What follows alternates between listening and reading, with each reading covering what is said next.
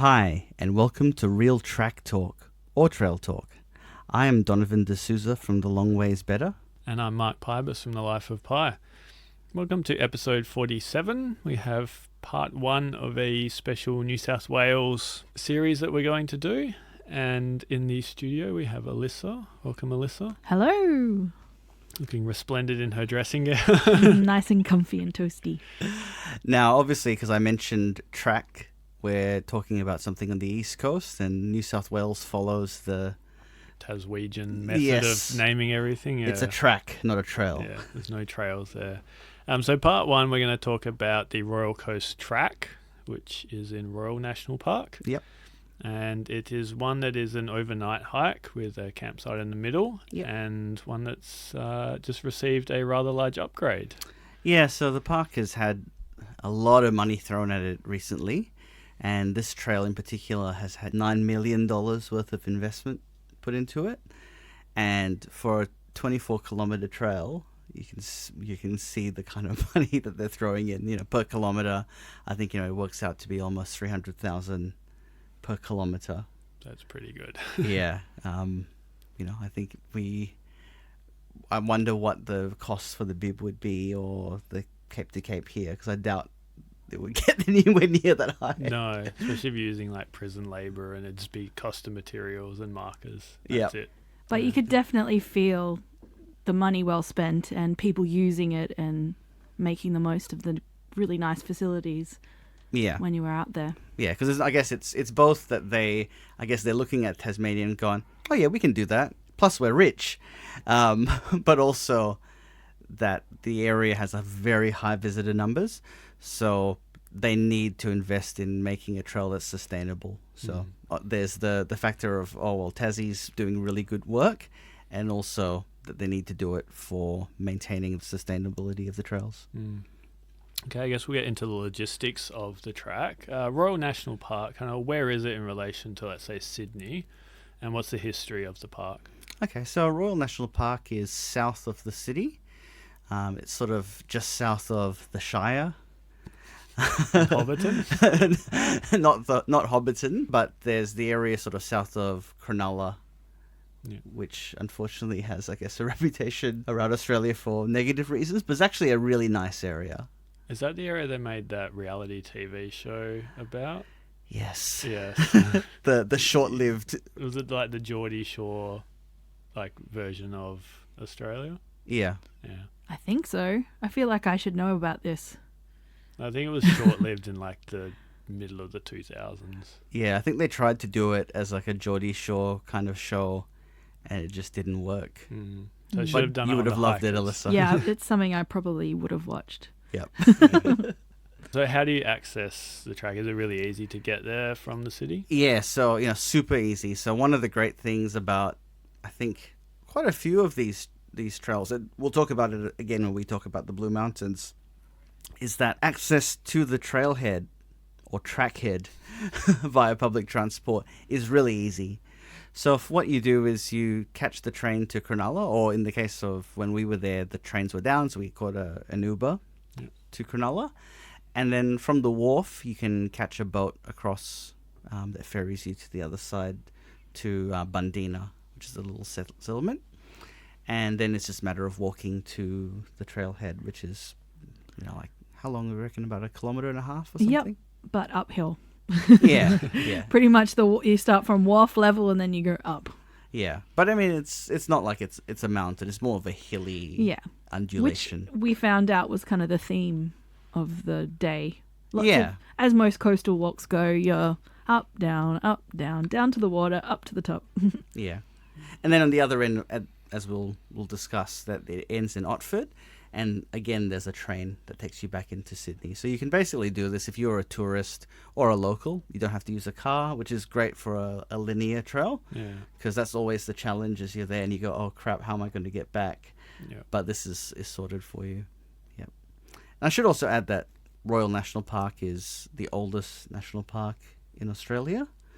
It's second in the world after Yellowstone. So quite a big claim to fame. Nice. So from the track head, what does the start of the day look like, and what kind of terrain are you hiking on? Pretty much from the start of the trailhead, you're walking straight up into the coast. You're walking along the coastal cliffs. Really nicely formed path with different, like kind of cleared, widened, gravelly path, and then a boardwalk that obviously that 9 million's really gone to use along the whole walk. Nice and easy, kind of along the cliff tops, beautiful views. And I think Don's likened some of the views along the coast as Calbarry-esque.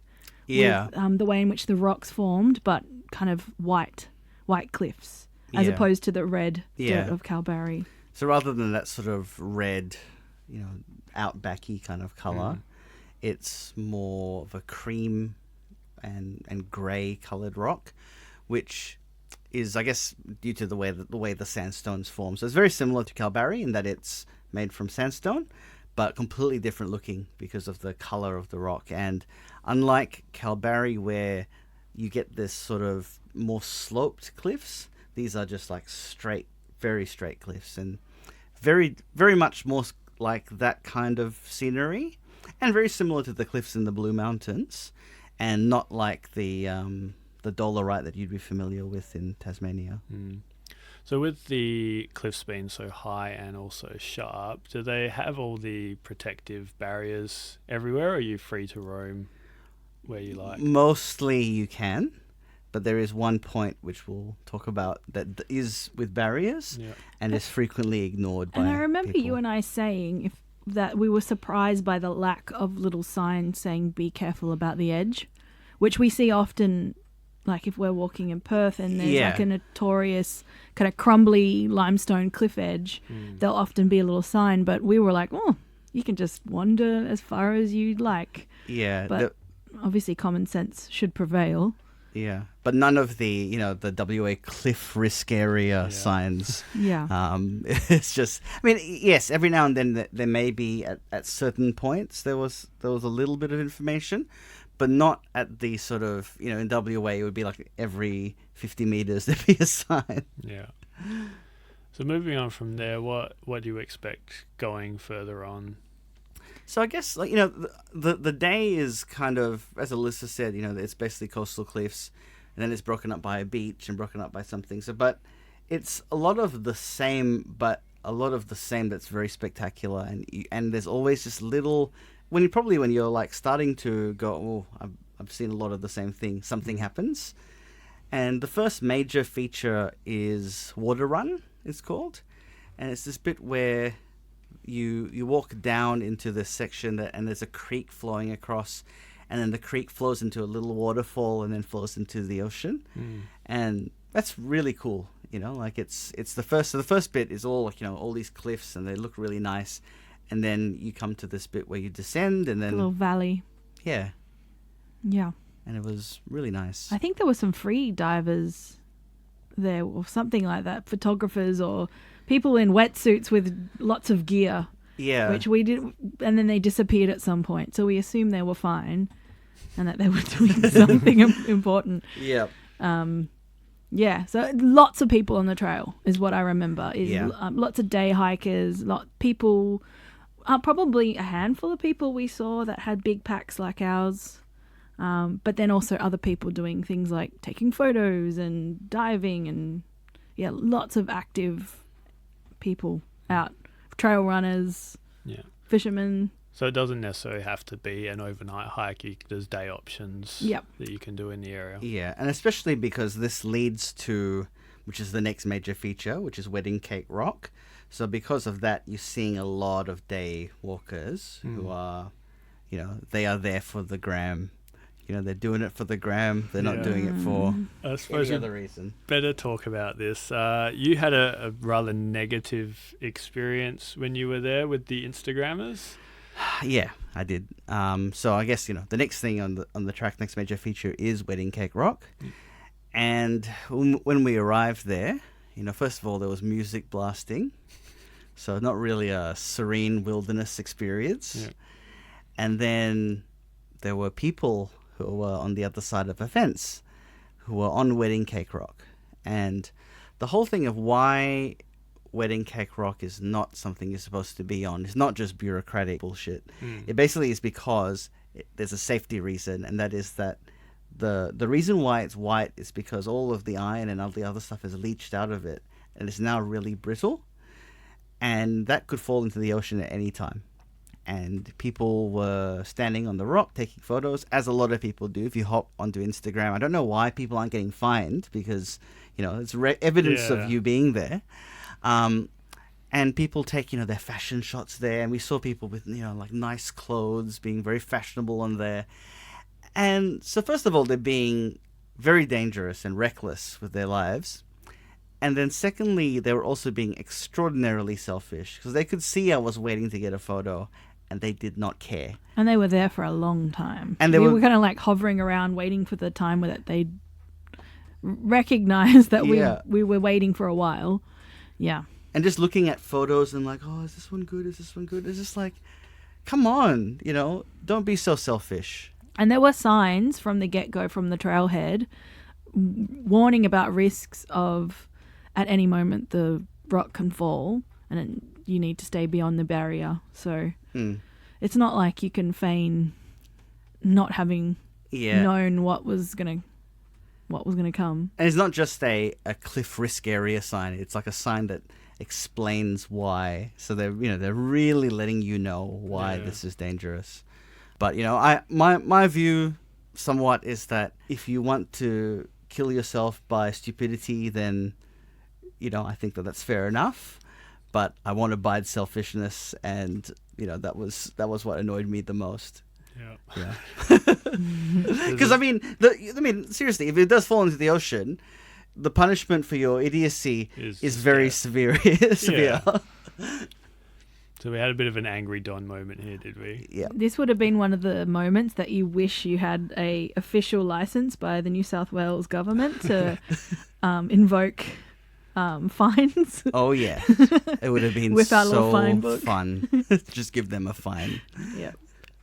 So Wedding Cake Rock, obviously very brittle and very white. Yes. But why do they call it Wedding Cake Rock? Because it looks like a slice of wedding cake. It's like this perfectly square, jutting out, layered cake. Yeah. Yeah. And apart from people being selfish, did you actually enjoy the spot? It's all right. A little overrated. Yeah. I think if the barriers hadn't have been there, we could have gotten a better angle and viewpoint of it, is how I felt. Yeah. And I understand why they're there, but I can imagine that in the past you could maybe see it from an angle that you can appreciate it a bit more. But I think we were so annoyed and then waiting for forever that we were kind of take the photo, let's go, keep going. Yeah. So we probably didn't give it enough time or couldn't take in the majesty of it. I felt that, it just... There are so many other parts of the park that are magnificent, and it was just such a shame that really, once you get past Wedding Cake Rock, I felt there was a drop-off in numbers of people walking. And that noticeable difference was just like, oh, okay, you're just here just for the gram. That's all you're for. And it's just such a shallow and vacuous way of engaging with a place if the only reason you go is because you want to get your Instagram photo. Yeah. End of rant.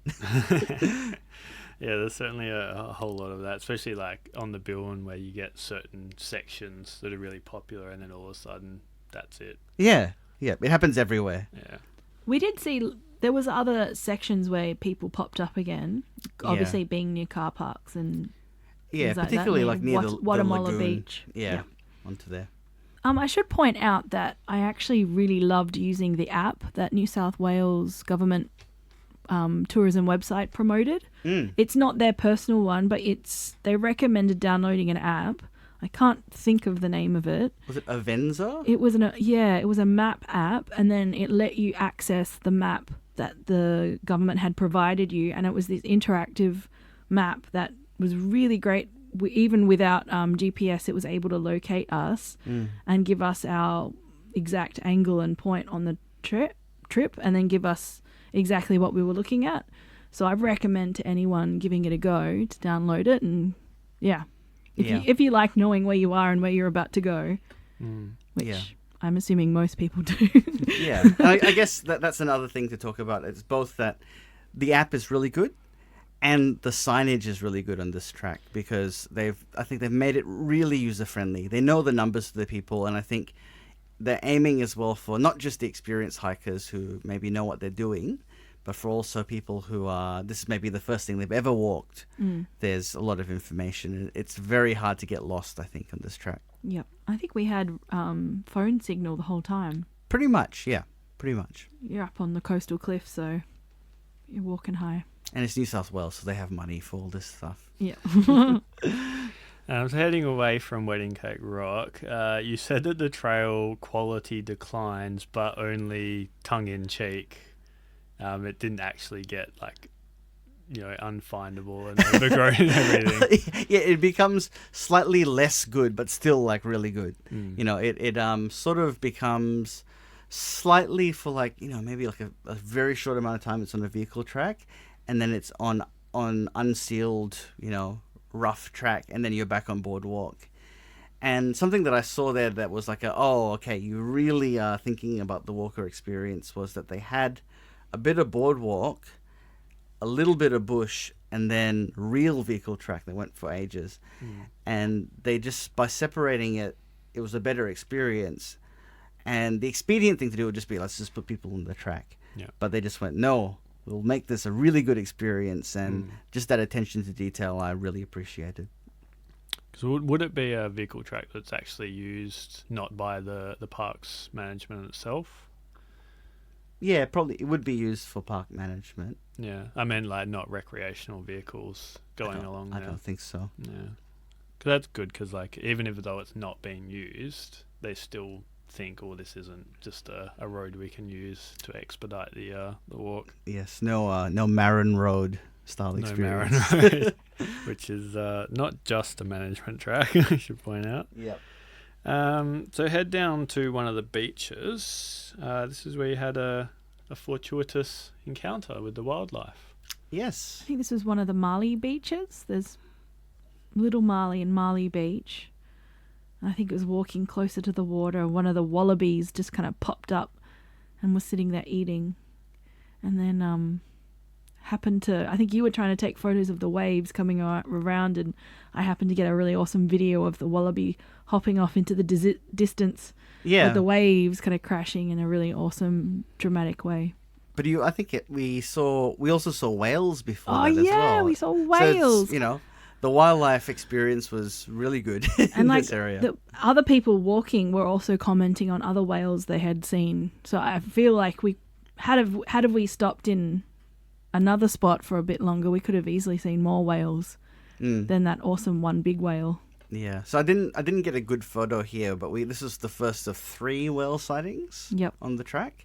So yeah, really good wildlife. I mean, the fact that we saw wallaby on land and we saw whales in the ocean, really good. And crows as well. There was a crow there.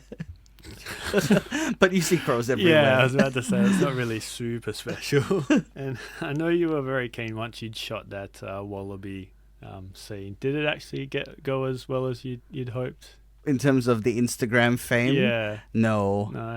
I should have, if I stood on Wedding Cake Rock, I probably would have got more likes. Probably. Yeah. Or if the wallaby was hopping on, that would have done it. Yeah. I still think photographing people plunging to their doom probably would have done it for you. This is the why you don't do this. Oh, yeah. That would have... I hate to admit that would have been a good video, in terms of like a safety video. Yeah. Yeah, this is why you don't do it. Like, which coming up in the hike, the figure 8 pools video, that went viral. Yeah, of people just being knocked over. Which is a bit of a warning story, which we'll probably get back to later. Yes. So leaving Marley and Little Marley, head up into the cliffs again, and this actually looks like one of the more spectacular cliff areas of the day. Oh yeah. I think this is where we had lunch. Yeah. It was really smoothed out, kind of almost curvy landscape. And the cliffs are really high for like quite a sustained amount of time.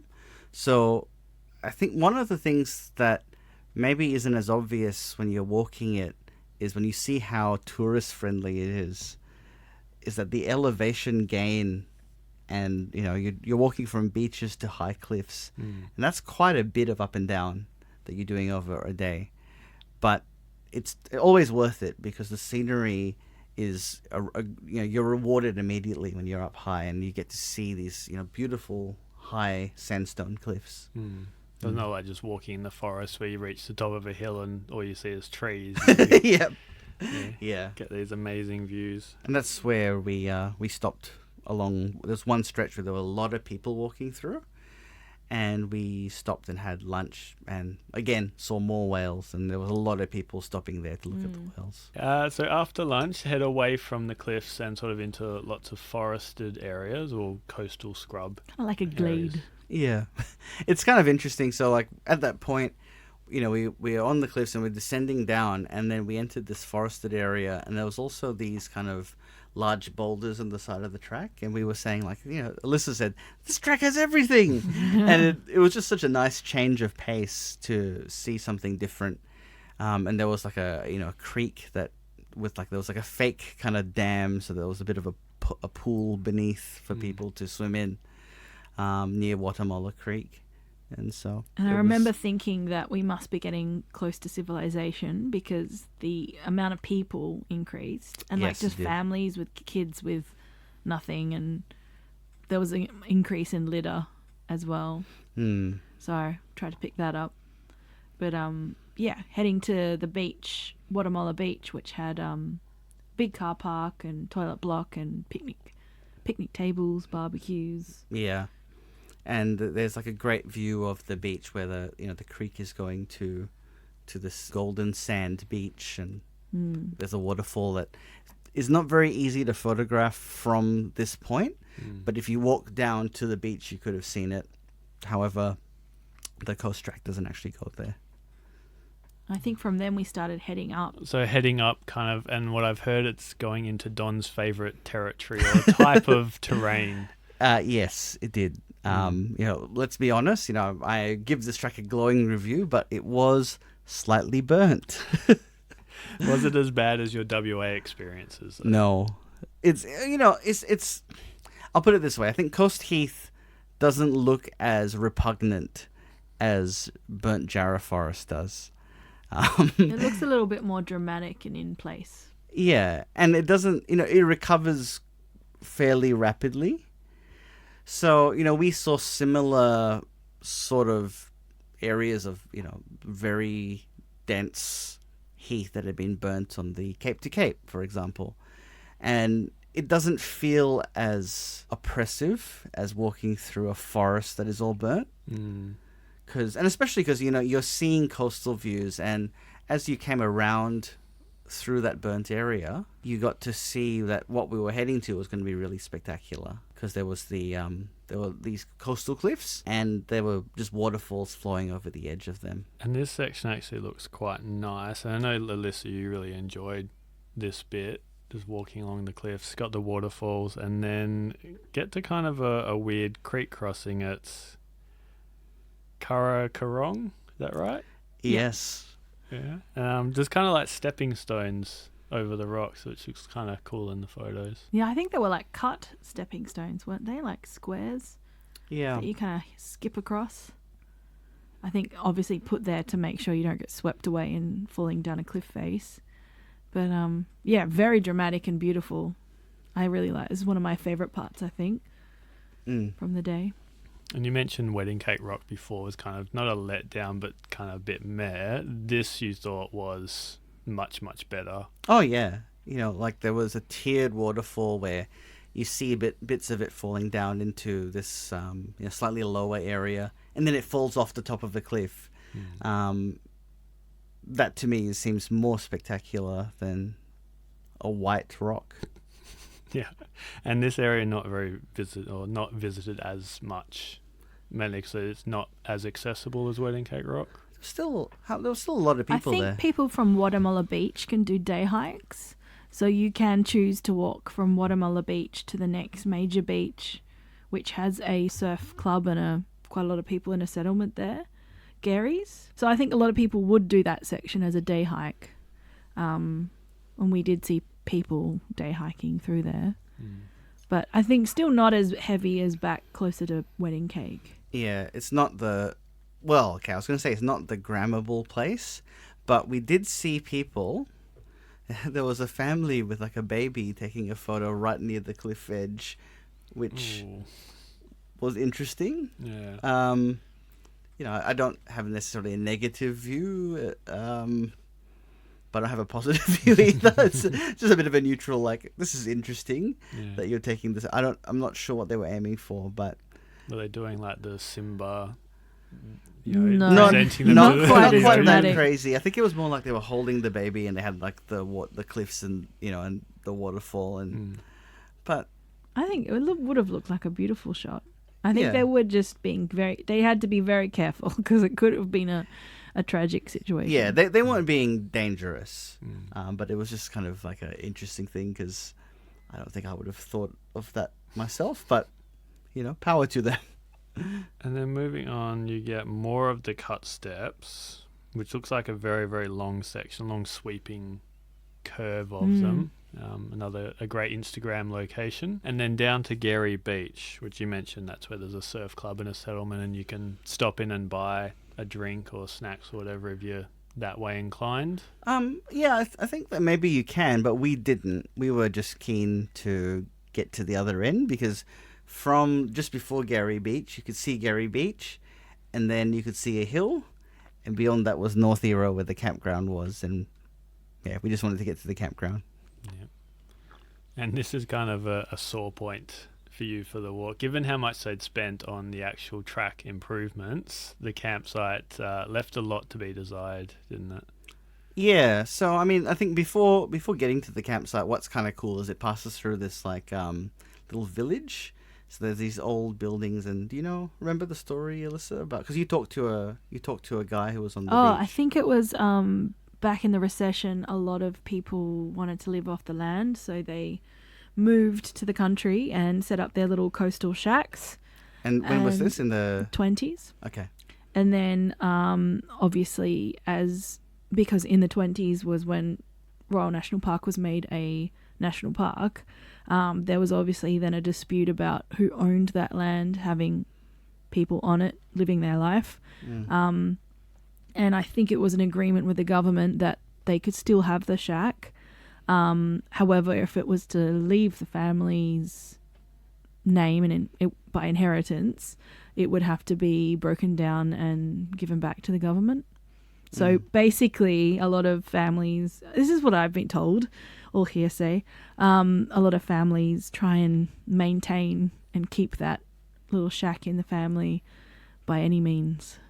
So they're all owned by families, but there's obviously only a certain amount of things they can also put into their shack in terms of modern day conveniences. There's a very limited access to electricity and everything's obviously water tanks, and so it's quite a bare bones little settlement. I guess it's one of those things that people put things in and then sort of at an ad hoc, because it wasn't really a formalized thing, was it? No, people basically very poor wanted to live off the land, so living close to the sea was great. They could fish, they could kind of create some crops, plenty of fresh water. So for them it was great, but obviously times passed and times have changed.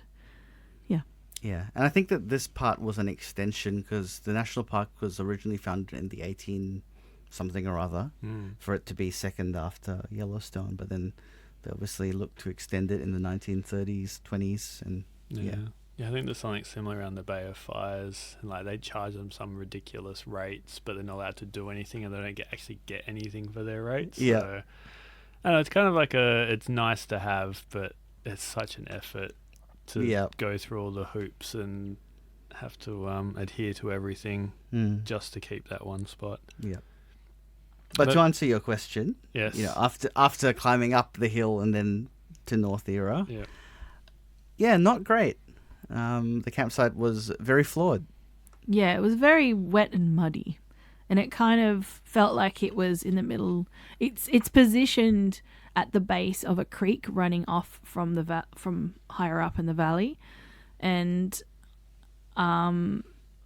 I've been told that further up, if you were to move further away from the beach and closer inland, that it dries out.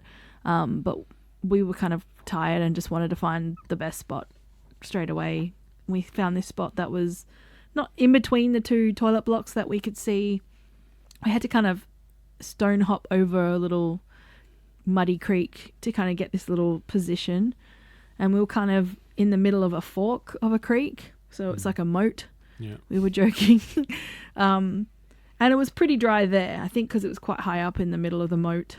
So we were good with that. But another downfall, if we have to be negative, was the toilet block, not only quite far away, but when you get there, it's you have to walk through this muddy marsh to get there. And there's rubbish everywhere because clearly people have dumped their rubbish, not wanting to pack out. And then maybe packed it in nice and neat, but then critters have gotten in and ripped and shredded it all out. So it's just kind of scattered around the kind of circumference of the toilet block. The toilets themselves are great. Yeah, they were nice and clean, and they're like Tasmania style, Yeah, you know, like kinda high raised toilets.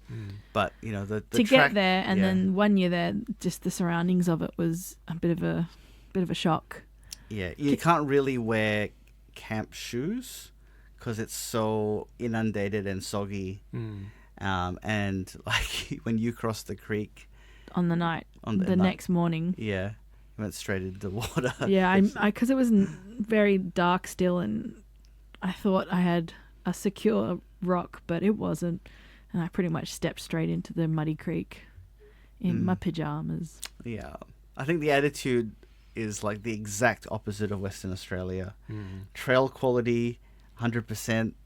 Campsite, really bad. You know, if you compare that to WA, where sometimes I get really frustrated by how compromised the trail is, but then you can't really complain about the campsites because they're always amazing here. Yeah. And I imagine because we had to pay to stay there. Yeah, It which is was outrageous. $15 or a nut per person, something a like night or that, something yeah. to that degree. And I imagine that's to kind of also maybe dissuade day hikers or tourists from driving in and staying there. Yeah, But I guess you'd so. assume paying some money would mean some facilities being maintained. Do you think Yeah. if it's going to be wet and muddy, maybe some raised platforms Yeah. would be better? Yeah. And I'm sure they're heading that way, having invested all this money in the actual walk itself. I hope so. I'm sure it's on its cards and, yeah, future plans. Yeah, but the actual night, it was fine once we set our tent up and had a good sleep. Except There are deers, just forewarning everyone that I thought I was imagining things when I saw a giant stag walk in the distance. And Don thought I was losing my mind. But then he spotted it with me. And then all through the night, we heard these crazy noises, like noises, like all through the night. And I was worried. You were worried the stags were going to come and like spear you in the stomach. with antlers. Yes, there was a little fear of the stags. But yeah, they're quite noisy and apparently a pest. Yes. The deer. Yeah, apparently they're a bit of a feral pest. I think New South Wales have just gotten around to recognising them and declaring them a pest. Yeah. But for a long time, I think they were just like, oh yeah, it's just deer. Different, yeah. So day one, we didn't cover this at the start, but what kind of kilometres are we talking about to get to the campsite? So the first day is 18.1 Ks, and then another 1.5 Ks for the bit from Bundina Wharf to the trailhead. So quite manageable, given the coastal walking and the quality of the trail then. Yeah, Yeah. I think we started the actual walk itself around like 9:30, 10 o'clock-ish. And then including a stop for lunch, we probably got to the campsite for 3:30, 4 o'clock-ish. Yeah, something like that. So like it was a total achievable Yeah. good day of walking and not getting in too late but not getting too early. Like it was a decent. Yeah, I Nicely think we paced. didn't dawdle too much, but we didn't like run it either. you No. know, so we were taking our time. Yeah. And you guys did this in the July school holidays, so not really like peak sunshine hours of the day. Yeah. So, I mean, so the thing was the weather in Sydney is really weird. So, yes, the daylight hours thing is an issue. But also, on the other hand, when you look at the rainfall, from January to June, it's like heavy rain and then it just drops off. And then June to December is low again. Yeah. And it's, completely different to a WA rain where it's the middle of the year's high. So, like, the days were really nice. Like, the weather was sort of low to mid 20s in winter along the coast. So That's pretty good. Yeah. And it was raining when we woke up, which is your favourite way to pack up a tent. Yeah, not really. Especially in the mud. So with all the worry about getting stabbed by deer, did you have a good night's sleep? Yeah, pretty good. Pretty Yeah. good. Yep. Other than the deer. Yeah. But we were in a moat, so I was assuming that they couldn't swim, or at least hop over the creek. Yeah. So day 2, this is a much shorter day at 8 kilometres. How was the packing up of the tent? Not great. Stressful. Yeah, I hate it. And also, I think I'm kind of been spoiled by the WA experience of, generally we haven't had to pack up our tent in the rain that many times, have we? No. No, because and if we do, normally there's the shelter to go and pack up in, and we didn't have that option. And it's the same as in Tasmania. Most of the hikes we've done, there's been some kind of facility so you can get out of the rain when we have had rain, but there's no such thing. So we had to take all our stuff out and then pack outside of the tent, where there's still light rain falling, and it took longer than I wanted because we'd have to go in and change in the tent and do some stuff and then pack the stuff into so it was logistically challenging. So once you were all packed up, the weather kind of eased off a little bit, and you headed off. What was the start of the day like? Well, we saw the midden. Yep, there was Yeah. like this big mound of seashells and different rocks and grass, and it was all marked off with a little placard about it being a midden. Yeah, which is an indigenous site. So this is where they would have gone and eaten shellfish and stuff like that, and traded with other tribes. So it's seen as like a almost like a historical book that references how different tribes would have interacted and kind of lived their life. And I think from there we kind of go into different settlements similar to the one we had already passed. And there's quite a few of these kind of scattered along this section all the way through to Burning Palm. Yeah, I guess that's, it gives it a different character to the first day where there's not as many of these, and it feels a bit less wild, but there's a nice historical quality to it with all these settlements. And I think because we'd set off quite early, and obviously this is the section of the park that is not as tourist heavy, so it didn't feel as busy in terms of people who were kind of coming across as the first day. So for that sense, it felt more isolated. Yeah. Yeah. Were there many people at these settlements in winter? Yeah.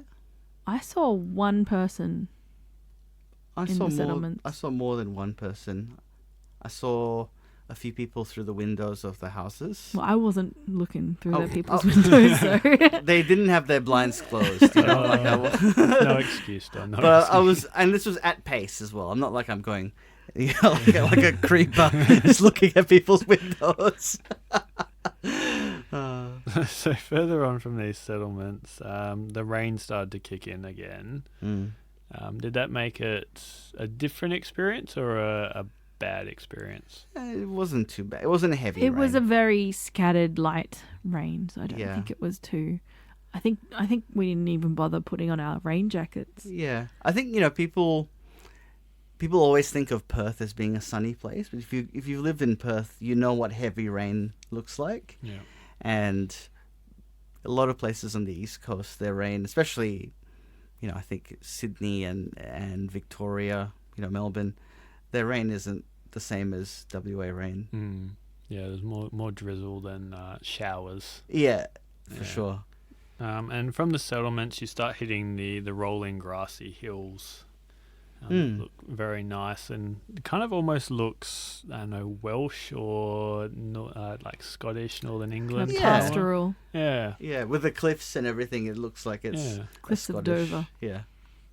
You could see that they're doing some track work there that is not just duplicating what's there, but they've gone, do we have the opportunity to make the track even better?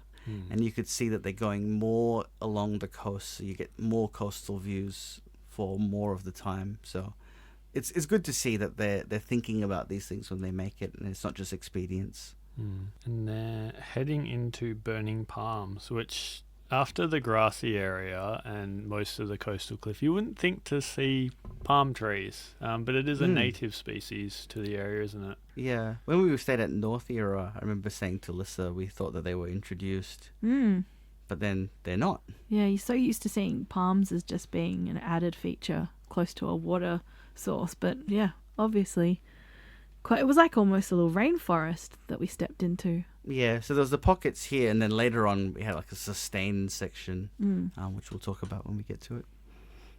I think from Burning Palms, they've got their own little community hall, and there was the turn off for figure eight pools. Yes. Yeah. So this is an interesting bit. Tell us about your little off-track exploration, because Alissa, you decided not to try and explore the figure eight pool area, and you left Don to go be adventured on. Yep. Yeah. I stayed at the sign. Yep. And let Don head off. So the thing was that it wasn't very clear, and I think that they probably make it so that you will give up because they don't want people there. So the thing to note is that figure eight pools is another Instagrammable location, but it's probably more dangerous than the Wedding Cake Rock, in the sense that not only is it a case that it could fall into the ocean at any time, but at high tide, the waves are hitting where the pools are, and it has knocked people over, and people have died here. Like multiple people have died here. So what parks have done is on their website, they tell you the tide times, and they tell you how high the risk is based on the tide times. So they have, low, medium, high, extreme risk. And I think about a week after we were there, I was having a look at the website, and it was extreme risk, which is that, basically it's covered with water. It's, very little of the time is it below the waves. But we knew that if we got up early enough, we would get there for around the time that it would have been low tide coming up to on the way to high tide, but not quite there. And the risk was at medium, so it wasn't the least risky, but still a bit of a risk.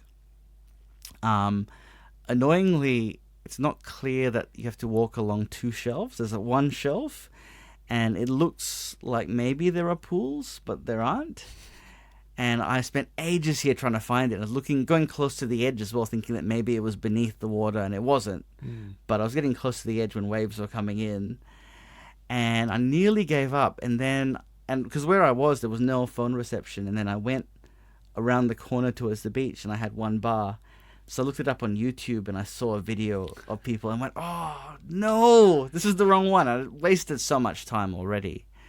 And then I went around the corner, and you have to walk along this narrow shelf, and then this pebbly sort of, not pebbles, but they're large pebbles along the beach.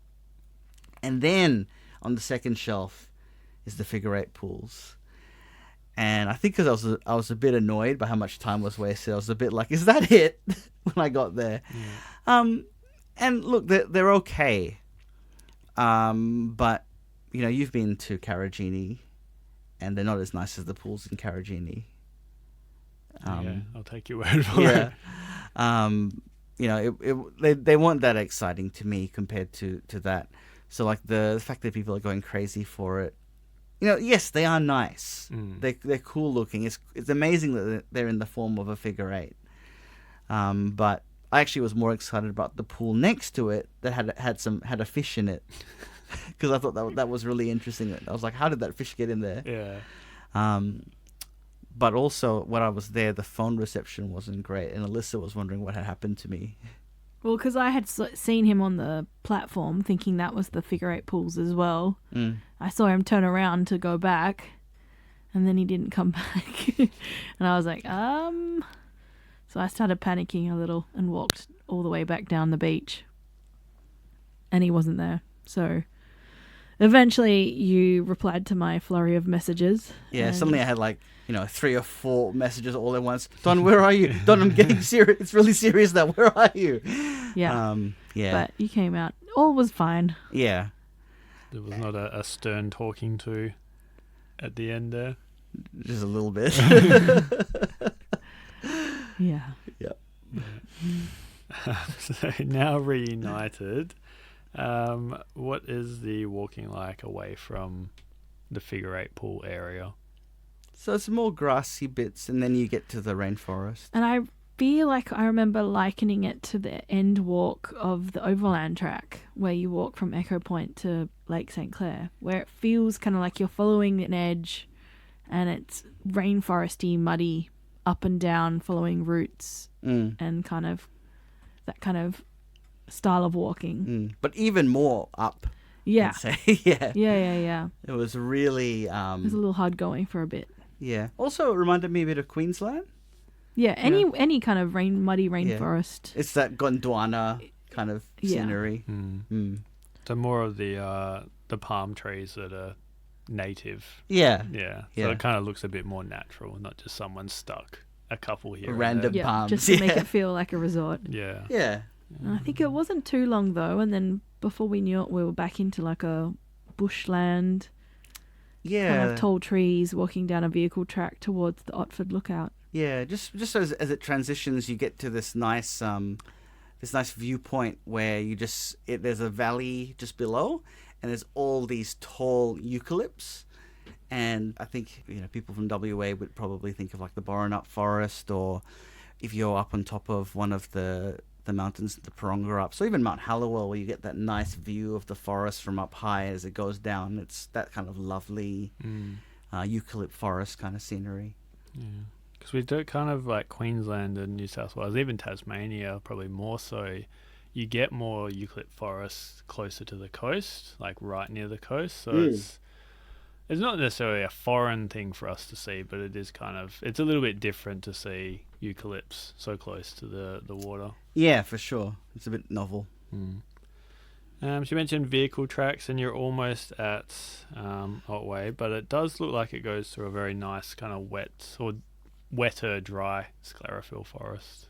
Yeah, I think the trees are kind of interesting here in that they're very, a lot of smooth bark eucalypts.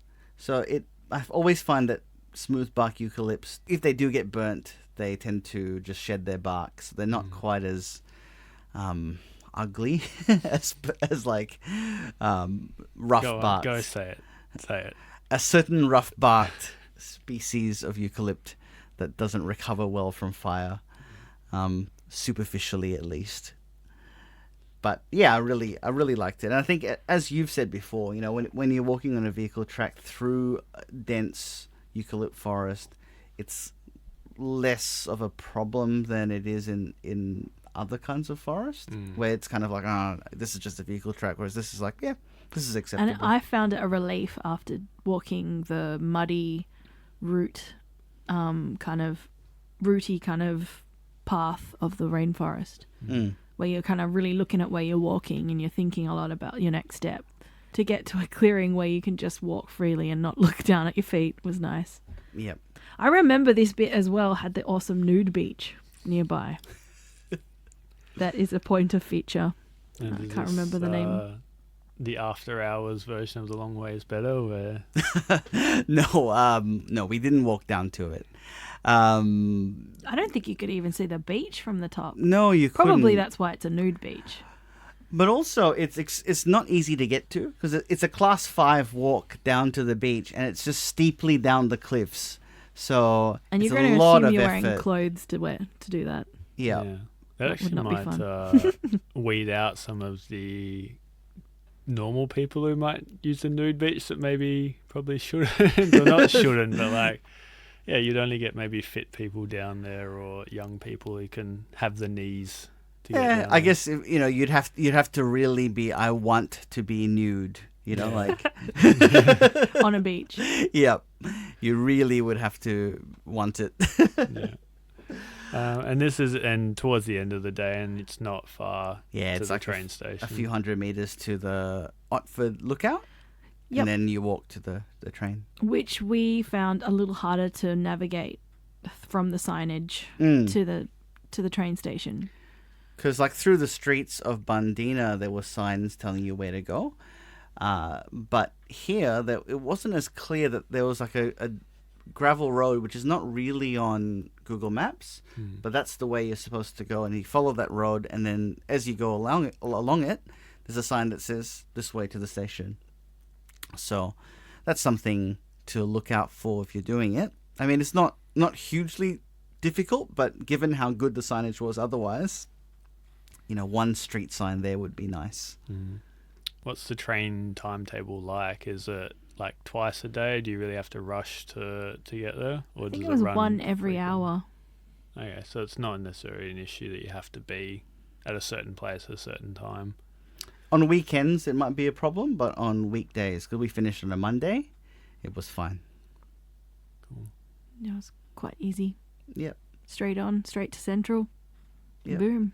And it's one of the intercity trains, so they're really nice. Nice Yeah. trains. And Central Station had a luggage locker, so we were able to leave our luggage up there and go grab it. It's a really convenient for, like Yeah. you said, travellers.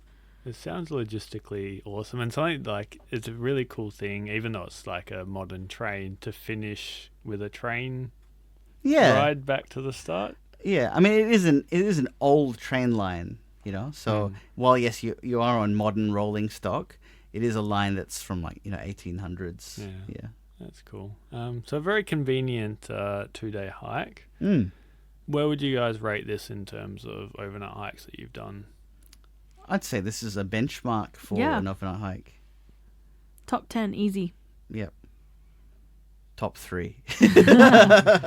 Well, I think just glorious views and just the first day was just like the greatest hits of a coast walk. Mm. And then obviously the camping itself was a little muddy, but still clean. It was nice, grassy, and lots of space.